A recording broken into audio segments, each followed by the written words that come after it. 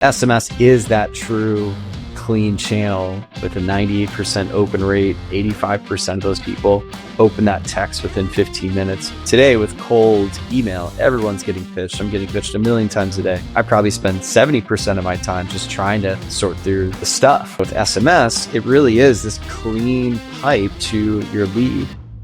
It has become very easy to have an idea, to create that idea, and to sell that idea. The difference between those that are going to be successful is on the execution side. You could have the best business idea, but if you don't know how to grow it, you're dead.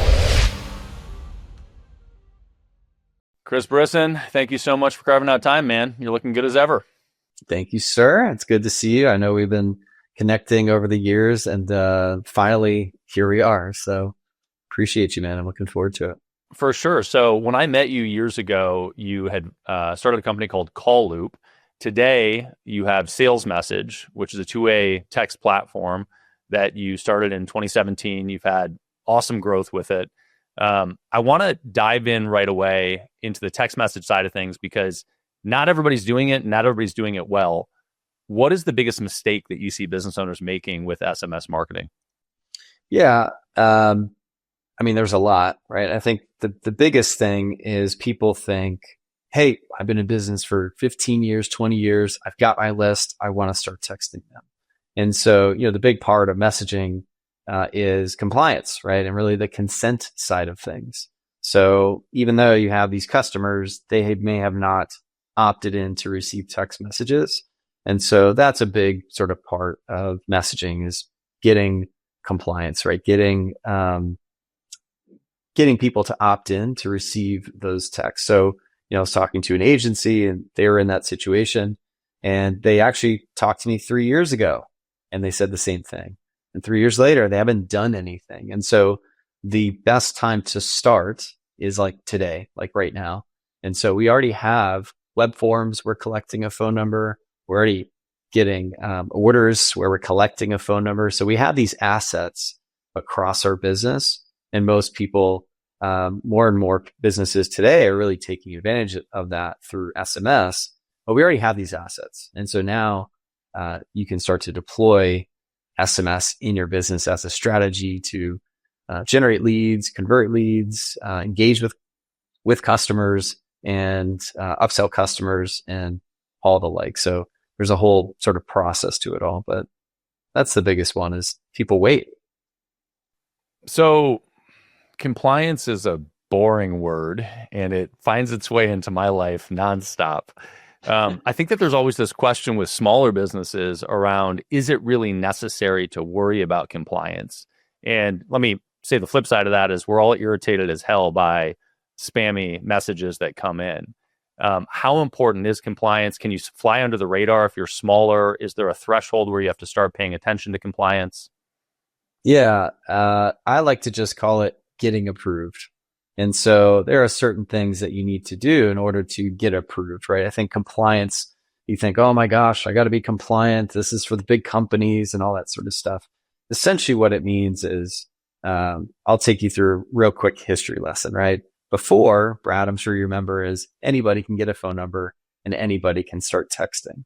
And so the carriers over the last couple of years have said, hey, we want to keep the integrity of the channel and we can't just have people texting and spamming and all that stuff. So there's a process called 10DLC, and that just means 10-digit long code. So the carriers want to know two things. Hey, one, are you a legit business? And so they're going to ask for an EIN number. Now this is like for a local number. You can get a toll-free number, but the process is very similar. So are you a real business? And what's the type of messages you're sending? And so through our platform, through Salesmsg, we actually added some really cool AI stuff to ensure that we are sending off the right information to the carriers. And, have you ever listened to a radio ad and at the end of the ad, they say, oh, all data rates apply, blah, blah, blah, blah, right? So they sort of read that little message. So that's the same thing with texting. So if you go to a web form, you'll see underneath, hey, I agree to receive text messages, message and data rates apply. That would be compliant web form, right? And so the carriers just want to know, hey, are you putting forth the right compliance information at the point of opt-in. And so, whether it's a web form or a QR code or you're speaking on stage, there are just the things you want to include to quote unquote be compliant. But as far as getting approved through the carriers, they want to know your address, your business, what's your website, your EIN number. And, again, that's for like local numbers. For toll free, it's a little bit different. It's actually a lot easier. They don't ask for a EIN number. So, you just go through that process within a day, between 1 to 5 days. We send it to the carrier approves it or rejects it. And then you just add, the compliance information in order for you to get approved. Basically, get set up with a good platform and you're fine. That's what I heard. You got it. Like the platform that you get set up from should just take care of the compliance thing, and it's a non-issue. So small or big, check the basic boxes. Yep. That's it. Hey, whenever you have a form, add this. If you're ever doing this, add this. And so it just keeps you, again, in compliance. All right. Love it. So it's middle of 2025 right now. Would you rather have an email list of 50,000 people or an SMS list of 5,000 people, and why? Yeah. I think we all feel like the email challenge, and, that's open rates and click-throughs.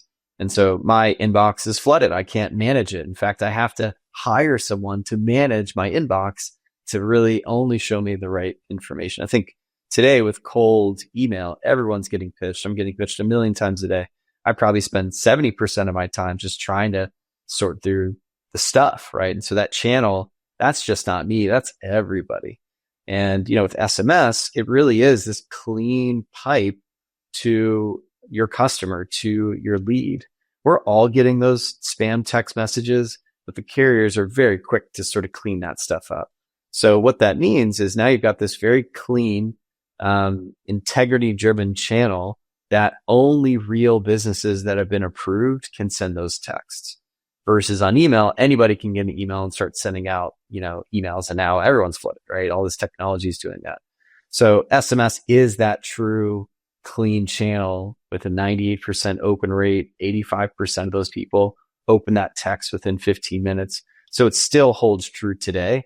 I feel like I've been reading those stats for like a decade, but it still remains true. And most people think, oh, when is SMS going to die?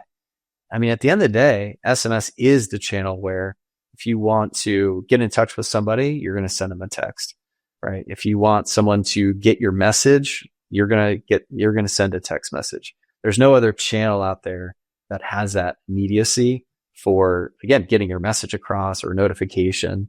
That is the channel. So I've heard these stats for a long time too. So It seems like a lot of things have remained the same. How has SMS marketing changed since 2010 when you got into the space with Call Loop? Yeah, more on the compliance side, right? Again, everyone can get a phone number, everyone can send it out. The funny thing is SMS, like with Call Loop, was really an outbound one-way mass texting tool. And so it was just that. That's how most of those platforms were built. It's just one way. They weren't really two-way. But in about 2015, 2016, I essentially wanted to reinvent it. And so I went through this this fun process. But basically, I spun out Salesmsg in 2016, did a webinar, and essentially, sold that idea to build this two-way texting platform. Just because I saw the future of even myself, I'm like, man, I'm texting from my own phone. It works really well, but how am I going to scale this out to my team? I don't want them texting from their own phone. And it turns out that's what most businesses want, is they want a tool that integrates into their CRM. They can add automation, and their team can text from the computer or from the mobile app, and just have something that the company can control. The same way that you can control your email marketing, now Salesmsg can essentially control, all the text messaging, the analytics, the automation, the phone numbers, right? Who gets a number, setting up their IBR, all that stuff. So it really, it's been more of a platform versus this one-way mass texting tool. It's more of a conversational tool. And now with like AI, it just even opens up, more use cases to scale. Because the challenge with SMS is Well, someone's got to manage a response. Well, what if you get 500 responses, right? And you only have a team of 2. And so now that time to response, goes through the roof, and now you don't have that immediacy that people are expecting. Well, I want to talk about the AI side of things in a minute here, but that you opened up a really good point and good question, which is, there are tons of people around to teach you the fundamental principles of email marketing, and in lots of tried and true methods. And there are a few different approaches, but there's a lot out there. How does email marketing differ from SMS marketing fundamentally? Like, what is the approach? Is there a certain cadence? Do you think about it differently? Do you use it differently? How should business owners approach SMS that's different than the traditional email marketing approach? Yeah, I think the benefit of SMS is it is simple. Like, there's not a lot of courses out there on SMS marketing. I don't even know. I mean, I haven't really gone through any. And the reality with that is because it is so simple. So we're already pros. We've been doing it for 30 plus years. And so the way in which communication or, conversations happen over SMS it is conversational. And so in order to get an email, built out, you've got to get your list, you've got to get your headline right, or your subject line, you got to get your opening body copy, right? There's a lot of components and pieces that make it a lot more complex just to get, hopefully, a better click-through rate, right? You got to get the open, you got to get the click. SMS is super simple. And so you can send a text. Everyone's going to get it that has a valid number. And you don't have to be a copywriter or a professional to really get a response. And so, email in conjunction with SMS, in conjunction with all the other channels, it's a great combination. So we've had a lot of companies that, email is like, it's still there as a channel, but they lead with SMS because it has the highest engagement rate. So if you're generating a lead, send them an email, make a phone call if you have that process built. But an SMS is going to be the fastest way to get a response and for people to respond back to you. And so that is just a great strategy. Is someone fills out a web form, automate a text message, ask a question to open up that conversation to, again, maybe qualify, maybe you want to book a meeting, and that's a typical use case.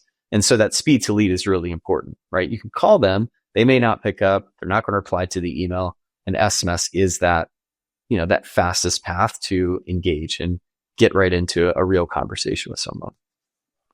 Yeah, I think in a lot of, if you think about a bunch of different marketing mediums, one of the questions is, what's the CTA? And so, is the intention to have a CTA of go to this landing page, fill out this form, or is the intention to inform somebody, right? Just push out education, or is the intention to get a response?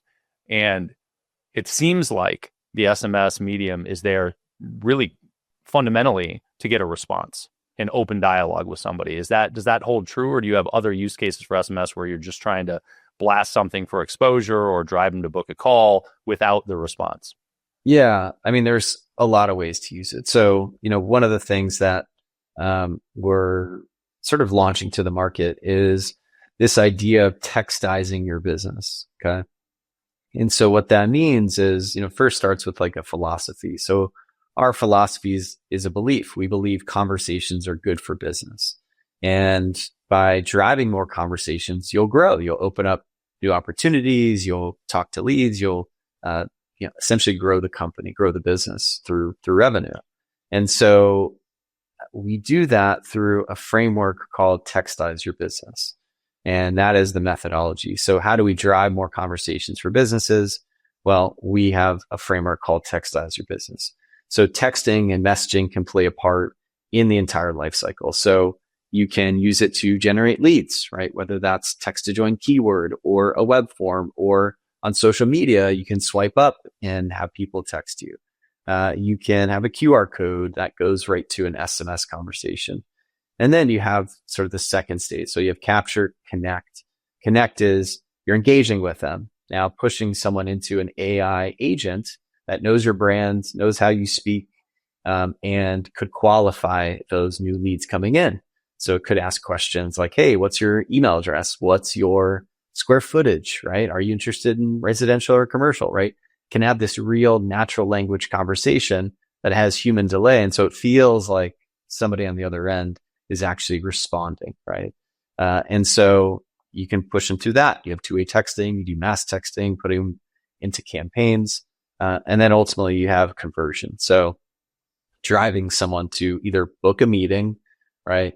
Fill out a form, buy a product, right? Whatever that goal is, one big use case is, hey, I've got all these leads coming in. I need to have conversations with them and qualify. And if it's qualified, let's go ahead and book a meeting. And we can book a meeting all over SMS. Hey, what's up, Brad? Are you available at 2 p.m. on Thursday? Yes, no. So we'll read, your Google Calendar. We have a Calendly integration as well. And so over SMS, the agent can effectively book a meeting, or we can provide a link over to Calendly and then follow up to make sure that they actually book that meeting. Or again, it could be a mass text message promotion.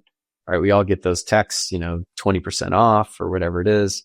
You can use it in that fashion as well. Or it's just a notification alert. Hey, new information. We just did this. Could drive to a webinar, right? Announcing a webinar, some sort of event. And then you have sort of the care side of it, which is I want to gather feedback. So let's say after someone purchases, you can send a text message. Hey, Brad, scale 1 to 5. How was it? And you say 5. We can reply back with a text to leave a review. You leave a review, and then we can turn you into a referral partner to where you can start to drive traffic and leads to the business. And so that whole framework, right? You can use messaging across the entire system, or, essentially across the entire business. So people usually think, oh, I can use it for that. But in reality, there are tons of ways that you can use messaging to increase leads, right? Increase show up rates, right? Decrease no shows if you have appointments or meetings, drive revenue, get reviews and all the different ways and strategies. You made it this far, which probably means that you're an entrepreneur, which probably means that you're accepting credit cards and maybe ACH payments. Beyond the fact that we can do a rate review to save you money, beyond the fact that we give you dedicated account reps, world-class customer service, world-class technology, and can actually optimize the way you accept payments online, our average client saves a year by working with us. If you want to find out how and get a free rate review from us, check us out at epd.com/BAM. Right now, we have a ton of clients that we see aggressively selling through DMs. And you've got, 1,000 different platforms, it feels like, that you're managing all these fucking inboxes everywhere, from WhatsApp to Messenger to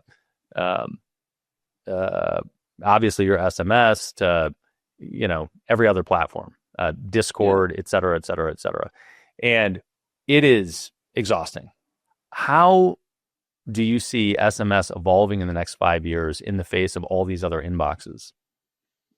I don't know about you, but if you want to get in touch with me, send me a text, right? You're either going to call me or you're going to text me. If you think I'm going to look at a Facebook message or a WhatsApp message, and we're friends, right? And so if you send me a Facebook message, I'll get it. But if you send me a WhatsApp message, good luck, right? Because I'm in groups, everyone's in all these groups. And so it's just hard to manage. And so to me, SMS is the only way. And so I think a lot of other people, they have all these inboxes, but they treat, WhatsApp like that's my groups and my communities. On Facebook, it's my friends. But man, my SMS is like those real conversations. And so that's how business gets done, is it's over SMS. So I think, SMS as a channel, is it going to change? I think it's going to be more, it's going to get more rich. So you're starting to see some of this with, Apple and Android, this thing called RCS.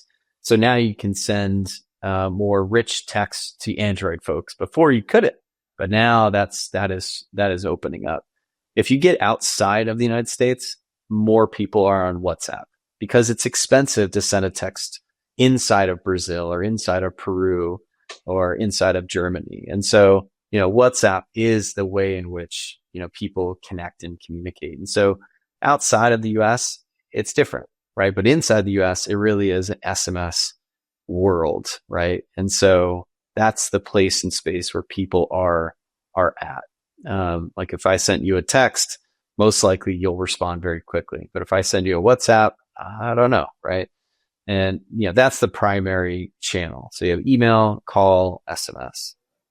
Yeah, I mean, I think that's certainly true in my life and many people I know. I also see, many of the younger entrepreneurs leaning very heavily in their DMs, whether that's TikTok or Insta or Snap or whatever. But I see communication happening in different places: Telegram, WhatsApp, Circle, et cetera. So I'm curious to see how that integration works over time. But I'm with you for sure. I gave up on business cards 20 years ago and went straight to give me your cell. I was just like, no, I don't carry cards. But shoot me a text real quick. Because when you're in somebody's pocket, you're in their pocket. Yeah, I think your point too is like on TikTok and Instagram, you can get there, but no one's asking for that on a web form, right? If you're a real business, you're saying first name, last name, email, phone. You're not saying, what's your TikTok so I could send you a DM, or, maybe you'll run some enhancements or, enrich the contact, and then you can reach them on LinkedIn or something. But it's not the primary mode of connection. It's a phone number, it's an email. Yeah. The other thing is you own the platform, right? If you have their cell phone number and you can text them, you own that. And all the other platforms, you don't have control, right? They can change that mechanism at any point in time. Yeah. 100%. All right. Let me back out for a second. So you, in 2015, and you alluded to this earlier, but in 2015, you wrote a 3-part email series called The Death of Call Loop, where you referred to the first business that you started as a zombie business. Walk us through how you came to the decision to shut down a business that you spent 5 years building to launch into a greater success with something else. Yeah. So started Call Loop in 2009 with the idea that I wanted to automate voice broadcasts the same way that you could automate email, right? And an autoresponder and that sort of thing. About 2 years later, then we added SMS. But by 2015, it wasn't growing. It wasn't dying. It was just sort of there. And it broke a lot. The tech was somewhat old. It really hasn't been, it wasn't good. And it also was very crippling. We couldn't really build new features. We couldn't innovate. And so it was just stuck. And that sucks, right? Like, I'm a creator. I want to create stuff. I want to solve problems. And it was like, great, you can't do any of that. So there it is. And so it's just very, very limiting. So I wrote that 3-part series. Funny enough, I was actually, my CFO is right next to me in the other office here. And I was showing him like, hey, this is the history of Salesmsg, where it came from. And it was interesting just like rereading that letter, because what it went into was, I built a business I secretly despised, and it was a good business, but it wasn't, I couldn't grow it, right? I couldn't fix those problems. So I wrote that. And at the end of that 3-part series was, follow my journey as I reinvent Call Loop from the ground up on what I'm calling the second chance startup. And so that was just this recasting of a brand new vision to, I was talking to a friend. I'm like, I just needed a different horse. I had big goals and aspirations to create stuff, and not that money for me is a motivator, but really just creating something that I knew could impact and make a big impact. And so Call Loop at the time was not the vehicle. And so I just said, hey, what would I do if I could start all over? And effectively, what would I do to put Call Loop out of business? Well, two-way texting was something that, was top of mind. I'm like, man, this would be a great product.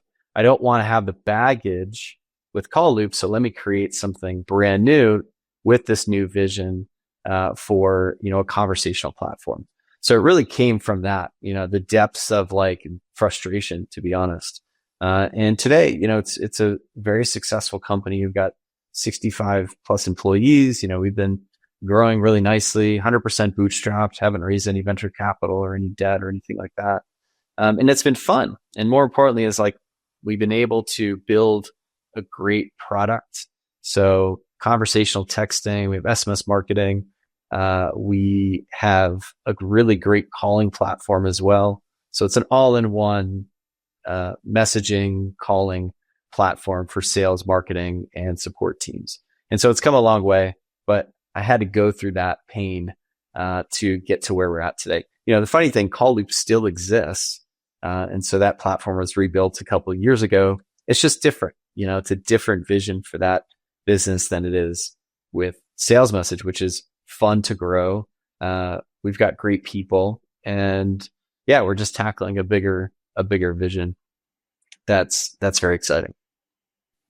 What did you do differently the second time around that made it more fun? And obviously control of the product, being able to do something that you don't hate is at the core of this. But from a sort of operational and launch perspective, what did you do differently with the second company that allowed it to grow the way that it did? Yeah, the biggest thing was just building stuff people wanted. And so, in the early days, talked to a ton of customers, and we were just continuously building product, building features, improving it, making it better. And, just this sort of continuous improvement, this Kaizen philosophy of making it great and not just saying, oh yeah, we integrate with this platform and it's very surface level, but doubling, tripling, quadrupling down, on our HubSpot integration has, been a huge part of our growth because we really focused on that audience, which they need messaging, they need two-way texting, but they also want it integrated deeply into their tool. And so it's one thing to say we integrate. It's another thing to say, oh, we integrate here and here, and here's how that works. And so all the nuances of doing that, they're all different, right? If you're integrating into Active Campaign, that customer's different. That's more of a marketing company. If you're integrating into Salesforce, that's a different customer. And so they all have different needs, wants, desires from a product perspective. And I went all in on Salesmsg. And, my co-founder, Sergey, came in about 2020. So started in 2017 and then 2020, brought Sergey in, and it's just been awesome. He's been a great partner, and I've been able to build stuff. Right. And so that's my way of like getting excited, is like actually being able to build stuff, build cool product that, for me as a marketer, and just as a product builder, like all the different nuances of creating something that can solve a lot more problems than just, it's just two-way texting, but it integrates pretty deep into, a lot of the ways that a business would want to use it. So, I have a couple questions there. One is you tied yourself to a platform, right? So you did a HubSpot integration, which is really latching on to a fast-paced horse, right? And there are good and bad points to tying yourself to a platform, as we sort of mentioned, right? The bad is they have a lot of control. The good is there are tons of people using the platform that are captive, right? That need a solution. How did you choose HubSpot versus any of the other platforms to focus on? Yeah, look, I had experience with Call Loop because we integrated into a lot of tools, right? And I was like, let's integrate into everything, because if we integrated everything, then, we'll get them all. And so in many respects, that was a good experiment, because that actually is not true. And there were a lot of platforms that we built and integrated into that sent 0 customers, 0 leads. And so it's one thing to just have an integration. It's another thing to market the integration, to win customers through that. And so what we saw was, we integrated into Infusionsoft and Active Campaign and Pipedrive and all the different platforms out there. But our best customer was a HubSpot customer, because they had a team, they had people, they had people to manage those responses. They were focused on creating conversations. HubSpot has a whole idea of inbound marketing. And so their whole premise was to drive conversations. And so we just saw it really exceed through HubSpot, because also too is, having more people on a platform within a team or a company obviously increases messages sent, right? Or calls made. And so if you're a small company on Infusionsoft and you're leaning on, more automation and you have a team of 2 or 3, the expandability on that account is quite small. Now they might be heavy marketing, right, use case, but from a conversational place, small team is not going to give a large amount of volumes given just the constraint on people to manage those responses. So, and also like HubSpot created a great platform to allow companies like Salesmsg to go deep to solve a lot of those micro use cases that you couldn't really do on other tools because they just never extended their platform to allow apps like us to solve that. So basically, you had a much better fit for your ideal client, right? Your ideal client profile is more likely to be using HubSpot than Infusionsoft or ActiveCampaign, meaning that it's a bigger business. It's a more expensive platform, which means it's going to lean towards slightly larger businesses using it. And then also, when you look at, and I think about this stuff all the time because EasyPay Direct is integrated to, hundreds of different platforms. But the API, the access, the application programming interface to connect to these platforms can be limited or it can be super robust. And to most people, what that means to everybody that's not a tech dork is is that you can actually leverage all of the different tools within the platform, right? So you can fire a text off from 100 different places in the platform as opposed to just one, which is how a lot of APIs end up working with these platforms. Is that a adequate summary? Yeah, absolutely. API docs are opportunities. And so a lot of platforms don't have enough ways to really build on. And so, that's a lack of opportunity. While other ones have, hey, here's all the APIs.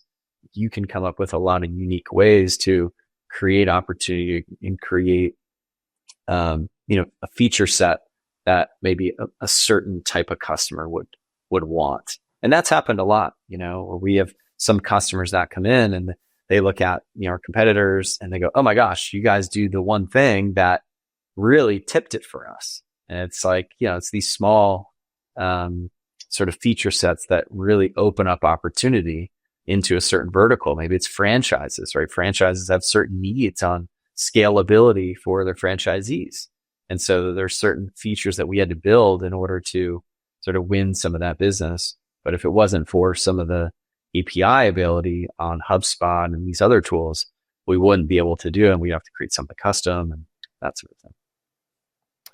There's the famous Henry Ford quote, which is, if I asked people what they wanted, they would have said a faster horse. Yeah. How do you, as a product designer, decide when to create a feature because you think it's the right feature versus listening to your customers or audience? Yeah. I am a customer, right? And so I have a good pulse on like what I want. And, I've been in this for a long time. I also run a business. And so what do I need in order to support that? So, there's a greater vision. One, so that's sort of the future of where we want to go, as a platform, as a company. And, at the core, there's just some basic core, values. So is it measurable? Is it trackable? And you could just go down a whole list of like, okay, with two-way texting, how are we tracking that? How do we prove that it's actually working? When you're sending out a mass text message, how are we proving that it's working beyond just message sent? So we have click tracking, we have conversion tracking, we have, revenue tracking. And so, okay, those are some things that a marketer would need in order to say, hey, this platform is working. And so, we talk to a lot of customers. We also have, if you go to feedback.salesmsg.com, we use a tool where customers can upvote. And that becomes a big part of what do we choose to actually build. And so there may be one small thing that one person wants, but if no one else wants that, it takes time, money, resource to build something. And so we have to decide and prioritize what's actually going to get built. So that's a great lens into what our customers want. And if it lines up with our vision for where we want to go, we'll build that stuff. So we have a good sort of backlog of things that we need to move forward on. AI has helped compress and even kill some of the things we said 2 years ago we were going to build. And now it's like, oh no, we're going to do it this way. And so AI has really just allowed a new way to look at the future of messaging. There's a whole thing called product market fit collapse. And, you have companies that have built their entire business on solving this one use case. And so all the products and features and everything they built were for that. And then AI comes in and says, hey, we can do that without all of that setup. You just click a button and instantly you get the outcome. So I think we're moving towards a more outcome-based like world of business, to where business owners really just want the outcome. They don't want the setup. Like if they could get rid of the setup and they know that, hey, AI can do a better job of helping you get the perfect setup, and they can click a button and then just get the outcome, that's the future. And so, I think for business owners to think about, hey, how do I just help them get faster? And then more importantly, how can I change the game and going away from maybe paying me for that to just paying me for the outcome? And so there's going to be a lot of disruption that's going to happen, where business models get disrupted because a new person comes in and they go right for the outcome versus, along the path. There's been some interesting companies that have come out that are focused on that. And yeah, so AI is moving incredibly fast right now. And it's unclear, I think, how it's going to break a bunch of different industries and systems. What are you doing with AI and SMS now? And what do you think will be different in a year? Yeah. We got started on AI a couple of years ago. And look, we're a texting platform. So the first sort of use case for us was, let's help customers rewrite their text. So we have, hey, rephrase it, rewrite it, make it friendly, blah, blah, blah, right? Pretty simple stuff. This next phase we have is really an AI agents world. And so we're building AI agents that solve for getting an outcome. So one of the agents we have is a booking agent. So you drive a lead through AI, it'll have that conversation to engage, capture data, push to your CRM if you want, qualify, and then book a meeting all through SMS. So you just drive a lead, it will do all that and give you the outcome, right? And so where else in this world of messaging is AI going to play a part? So with the agent, you could build a knowledge base agent. So maybe that's a customer support agent. People can text in and then get responses back, right? You have, again, if you put it on this Textize framework, you can have agents all across that. So getting reviews, turning people into referrals, even an agent that could read your, let's say, historical sales data from HubSpot or Stripe, and it can make recommendations and push people into buying a new product. A good example is like if you get a haircut, which apparently I haven't got one in a while, but like, if you're going to get a haircut, you could start to see that, hey, the last haircut was a month ago, and oh man, it's 45 days later. What if you could just have an agent that, based on that recency or frequency, could just automate a text and win people back? And so now AI can play a part in all of that. So from the lead engagement to the meeting book to driving the revenue, and then to win back that customer on this repeat cycle. Like that's a great example for like a salon, for barber. It's just, how do I just let the system run and win back my customers and reach out back to them and essentially put that marketing on autopilot. So. Love that. Yeah. All right. A couple quick questions for you. We've both been in the game for a while at this point. We've both made lots of mistakes, I am sure. At least I have. Oh, yeah. I also was once a younger, arrogant, stupid entrepreneur.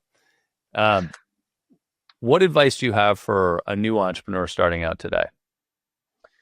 The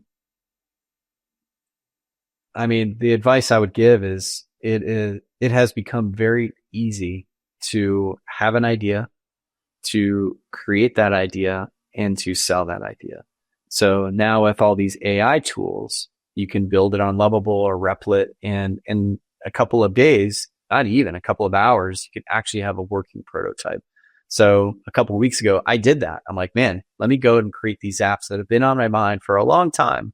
And I built 2 apps just through Replit, through Lovable, because I just want to learn the process. And so once you have that, now you can start to go out and sell it. And so, but that also creates a level playing field because everybody can do it. Well, then everyone can create these apps. The difference between those that are going to be successful is on the execution side. Anybody can create an app. Anybody can create an idea. How are you actually going to grow it? You know, a friend of mine was given a supplement company a couple of years ago. Like literally, here's a supplement company. It's generating revenue, but he just didn't know what to do.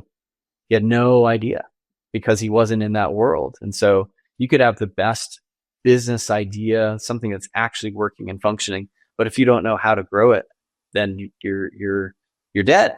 And so, you know, the distribution and really growing a business and trying a bunch of stuff, that's where, like, that's everything. So on X, I mean, there's so many amazing just threads and stories on how these, you know, young entrepreneurs are creating ideas and scaling them through social media and through TikTok and, you know, all these social strategies. So yeah, I think the big thing is finding an idea that's worthy to go down that journey. And it may take a lot of different ideas, but you can test them really quick. You can build them very quickly. I got an email the other day and it was a interview AI agent. And I was like, hey, we'll talk to your customers, your churned customers, and give you the feedback and whatever it is. I'm like, man, I've been wanting to do that for a long time. I got to find somebody in my company. I got to do that, you know, and they don't know how to run the interview. And I've always wanted to do that. And so here comes along an email that promises that. And this website that looks like the guy did it in a weekend. I'm like, he probably is using Lovable to create this little AI agent thing. And I tried it. I'm like, this is awesome. And he's like, hey, we'll give you your 3 churned interviews for free. And then it's just $15 per interview. I'm like, all right, let's do it. And it was like that idea was super simple, but it solves a core pain for me. Look, as a business owner, B2B is the greatest market to go after. If you go B2C, you know, people don't want to pay anything. They want it for super cheap and their expectations are super high. But for a business owner, right, if you tell me, hey, I'll interview your customers at $15 each, fine. Like that feedback and the time savings, it's worth it for me. And I could be paying hundreds of dollars a month that this new AI agent is gathering that feedback. So a business owner has the cash because they see the difference in time and in revenue that something could add to the business. Versus a consumer, it's all an expense. Yeah, B2B market was a choice I made a very long time ago, and yeah, I'm 100% behind you on that. Yeah. What's a belief that you held early in your career that has changed as you've grown into the entrepreneur you are now? That I have to do it all myself. And so I did do it all myself. I had to do it all myself because I had no choice. And even hiring, you know, the first couple of 6-figure employees was a very difficult decision. And the realization, you know, when you find the right people, they're worth their weight in gold. And so, you know, Salesmsg has gotten to a point where, you know, we need great people, and great people are not cheap. They might even be doing their own business. And so it does make sense to figure it all out in the beginning. I had to learn how to do HTML and design and do SEO and write articles, and, you know, all the jobs had to be done. I had to do them all, and I learned a ton. So anywhere within the business outside of development, right? I'm not a coder, but I'm very technical. And so I can have a very high level conversation, but I can get into the weeds of SEO and, you know, the different nuances of all that stuff. So I just have a very wide depth of the things it takes to build a business. But at some point you have to let that go. And so at that point, when it got to a certain point, I had to let that go. There are parts of the business that I won't let go because that's my strength. But there are other parts where, great, someone's doing an amazing job at that. So that's what I would say is the belief that, man, it has to be me and only me. And that's not true, but it's true in the beginning because you have no other option. I love it, man. Yeah. I love it. Well, I appreciate you covering on time, dude. Let's make a point of getting FaceTime next time, like literal in-person IRL kind of shit. I'll be there in October, man. I'll be in I love it. I'll be in Austin. Yep. Yeah. Oh, perfect. Yeah. Well, let's carve out time. In the meantime, where do you want to point people if they want to find out more about you or the business? Yeah. Salesmsg.com, or they can find me on LinkedIn, Chris Brisson. I'm pretty active for the most part on LinkedIn, but Sales Message, they can go and check out the site, sign up for a trial if they want to add messaging to the business. But yeah, man. Have I been mispronouncing your name for 15 years? Probably. Most people do. Damn it, man. Damn it. I hate that. I'm so careful about it. But when it seems like it's straightforward, I don't bother checking. Yeah. Well, I mean, it's all right. Ask people how to say their names, people.